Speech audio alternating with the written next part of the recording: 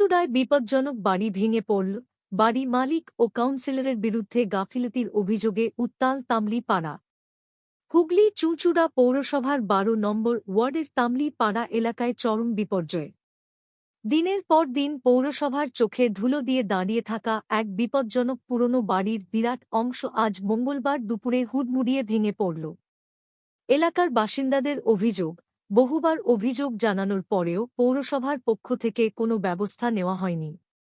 স্থানীয় সূত্রে জানা গিয়েছে, বেশ কিছুদিন ধরেই বাড়িটির দেওয়াল ও ছাদের বিভিন্ন অংশ ধীরে ধীরে ভেঙে পড়ছিল। এলাকাবাসী সেই আশঙ্কার কথা বহুবার কাউন্সিলর অরূপ ব্যানার্জির কাছে তুলে ধরেন। কিন্তু অভিযোগ, কাউন্সিলর বারবার ফোন করা সত্ত্বেও কর্ণপাত করেননি। আজ টানা বৃষ্টির ফলে পুরনো সেই বিপজ্জনক বাড়ির একাংশ হঠাৎই বিকট শব্দে ভেঙে পড়ে পাশের গলির উপর।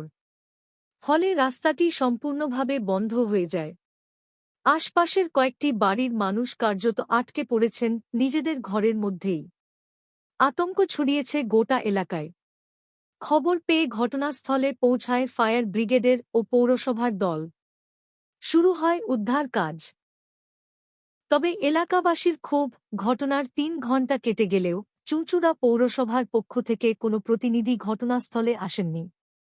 স্থানীয় এক বাসিন্দা ক্ষোভ প্রকাশ করে বলেন, আমরা একাধিকবার পৌরসভায় অভিযোগ জানিয়েছি, কাউন্সিলরকে ফোন করেছি, কিন্তু কিছুই হয়নি।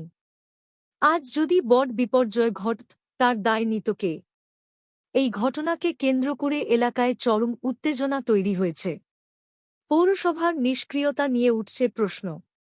সাধারণ মানুষের প্রশ্ন, ভবিষ্যতে যদি বড় দুর্ঘটনা ঘটে, তবে তার দায় কে নেবে? এখনও পর্যন্ত কোনো প্রাণহানির খবর নেই। খবর পেয়ে এলাকা এসে পৌঁছান চুঁচুড়ার বিধায়ক অসিত মজুমদার, পৌরসভার স্বাস্থ্য সিআইসি জয়দেব অধিকারী সহ কাউন্সিলর। বিধায়ক এলাকা তাদের কি করেন এবং তড়িঘড়ি সকল মানুষকে বিপদ থেকে উদ্ধার করার কার্য শুরু করার নির্দেশ দেন। গাছটা বললে ওইদিকে একটা গাছ ওই দেখুন ভেঙে দেখুন না পড়ে এই তো সাড়ে তিনটে নাগাদ ওই দিকটা চলুন ওই দিকটা দেখবেন হ্যাঁ দেখেছি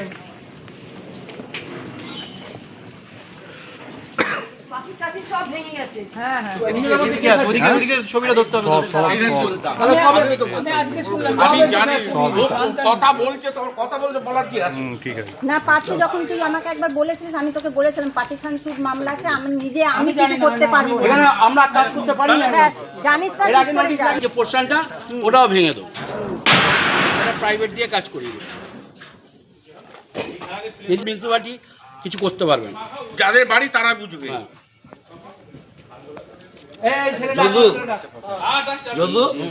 ওই গাছটা ভেঙে ফেলেছে, ওটা আজকে হবে না, ওরা সাইড করে রেখে দেবে। যাদের জিনিস তারা বুঝবে কিভাবে কি করবে, ঠিক আছে? আমি সেটা আমি মেনে নিচ্ছি। এই যে ইউনিট যা আছে এখানে, কবে থেকে বলছি ওদের, এতদিন ধরে পড়েই যাচ্ছে, নিজেরা পরিষ্কার করা হচ্ছে। আমাদের পক্ষে কি সবসময় সম্ভব? আমার পাঁচির টাচি সব ভেঙে আছে, আর ওই আমরা গেট খুলতে পারছি না, আমরা যাতায়াত করতে পারছি না, আমার ফোনের তার কেটে গেছে। তা এখন কি আপনারা মানে ঘরে বন্দি রয়েছেন? হ্যাঁ, আমরা বন্দি, আমাদের কেউ আসতেও পারবে না, কেউ যেতেও পারবে না। তা এখন কি চাইছেন? আমাদের ব্যবস্থা করতে হবে। এদের বাড়ির লোকেরা কি কেউ কিছু করছে? এরা একটু ব্যবস্থা করতে বলুন না। তা পাড়ার কাউন্সিলর, এলাকার এরা কাউন্সিলর কেউ আসছে না। এই তো খবর দেওয়া হয়েছে, আমরা কি করব? সবসময় বললে হয় আমরা কি করব? আমরা তাহলে কি করব? আমরা তাহলে কার মুখের দিকে তাকিয়ে থাকবো? তা এখন কি চাইছেন? এখন চাইছি পরিষেবা। আমরা বেরোতে পারছি না, এদের ঘর একবারে পুড়িয়ে দিন, নয় ভেঙে দিন। এদের সারা জীবন ধরে এই কষ্ট আমরা নিতে পারছি না। শুনলাম তো এরকম নাকি আগেও ভেঙেছিল। হ্যাঁ, ওরা তাকায়ও না, বলেও না। আজকে রাত্রিবেলা ভোরবেলা 2টোর সময় ঝড় উঠেছে, তখনও ভেঙে পড়েছে। এবার বর্ষার ওয়েদার তো সেই জায়গাটা সে তো হবেই, কিন্তু বর্ষার ওয়েদার জন্য তো আমাদের জীবন থাকবে না। আমরা কষ্ট করে যাতায়াত করব কি করে? আপনার বাড়িতে কজন থাকেন? আমরা 3 জন থাকি, বাচ্চা, আমি আর ওর বাবা। আমার লোকাল কাউন্সিলর তার দায়িত্ব পালন করেছে, মিউনিসিপ্যালিটিকে জানিয়েছে, কাগজ আইসিকে জানিয়েছে, কিন্তু এই জমি নিয়ে মামলা আছে কোর্টে। আমার সিআইসি হেলথ জয়দেব অধিকারী বললেন যে মামলা আছে, যেখানে মামলা আছে সেখানে তো মিউনিসিপ্যালিটির হাত দেওয়া সম্ভব না। কিন্তু যেহেতু ভেঙে পড়ে গেছে, এটাকে একজনের বাড়ির প্যাসেজ আছে, এটাকে ক্লিয়ার করতে হবে। তার সাথে একটা বড় বটগাছও জন্মে গেছে, ওটাকেও আমরা কাল ভেঙে দেবো।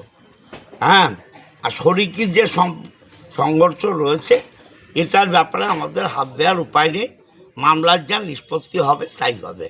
আমরা যেহেতু ভেঙে পড়েছে, অন্য একটা বাড়ির প্যাসেজ আটকে গেছে, সেইটা ক্লিয়ার করা আমাদের কাজ। এবং ফায়ার ব্রিগেডের অফিসাররাও এসছেন, তারাও দেখছেন। আমাদের পক্ষে যতটা আইনত করা সম্ভব আমরা সবটাই করব। দেখে কি মনে হলো বাড়িটিকে পৌরসভা বিপজ্জনক ঘোষণা করতে পারে? অবশ্যই পারে, নিশ্চয়ই করেছে কিনা। বিপজ্জনক এখানে এসে তোমার নোটিশ লাগিয়ে দিয়ে গেছে, যে নোটিশও ছিঁড়ে দিয়েছে। অলরেডি এটা বিপজ্জনক বাড়ি, পৌরসভা নোটিশ করে দিয়েছিল।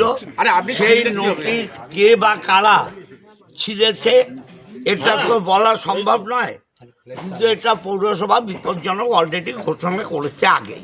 দাদা বলছে যে একটা ছোট বাচ্চা ছিল, মৃত্যু পর্যন্ত হতে পারতো, বিপদ হয়ে যেতে পারতো। দেখুন, বিপদ যখন হয়নি, ঈশ্বর আছে, উপরে আল্লাহ আছে, ঈশ্বর আছে, তারা বাঁচিয়েছেন।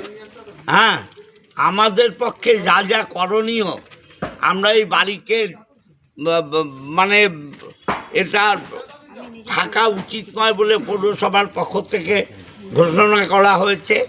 বাট যদি শরিকি সংঘর্ষ থাকে, কেস থাকে, আমরা কি করব বলুন? শরিকদের সঙ্গে কি কথা বলবেন যাতে মিটিয়ে নিয়ে বিষয়টাকে বাড়িটা যে আমার লোকাল কাউন্সিলর আছে, ও যদি কথা বলার আমাদের সাথে নিশ্চয়ই কথা বলবো। তারা যদি বলতে চায় নিশ্চয়ই বলতে, কথা বলে শরিকি সম্পর্কটা মেটানো যায়।